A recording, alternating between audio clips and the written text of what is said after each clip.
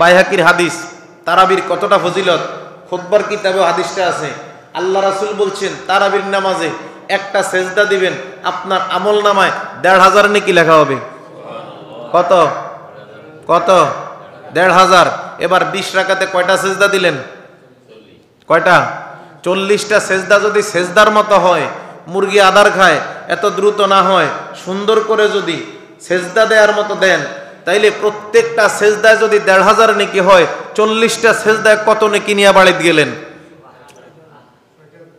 এখন দেখেন, আমরা চাই অল্প অল্প ইবাদত করব যেন কবুল হয়, কি ঠিক না? নুরানি বইয়ের যে হাদিসটি বাচ্চাদের পড়ায়, আকলিস দীনাকা ইয়াকফিকাল আমালুল কলিল, ১ নম্বর হাদিসে তো এটা নাকি?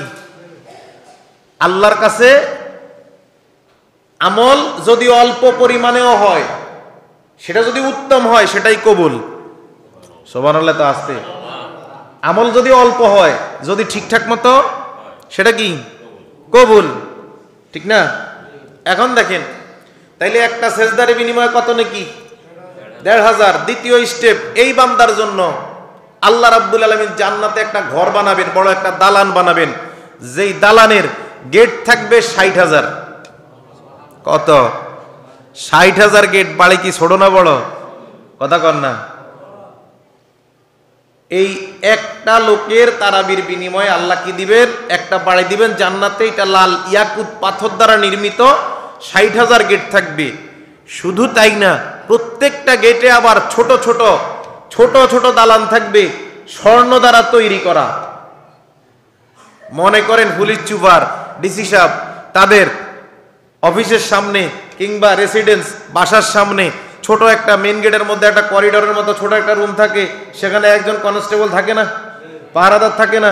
তা আপনাকে আল্লাহ এত ইজ্জত দিলেন, একটা বাড়ি দিবেন জান্নাতে, ৬০,০০০ গেট থাকবে, প্রত্যেক গেটে ছোট ছোট করিডোর থাকবে। আপনার মান কম না বেশি? কম না বেশি? একই হাদিসের কথা। শুধু তাই না, আপনার এই রোজার বিনিময়ে আল্লাহ অতীত জিন্দেগির গুনাহ মাফ করে দিবেন।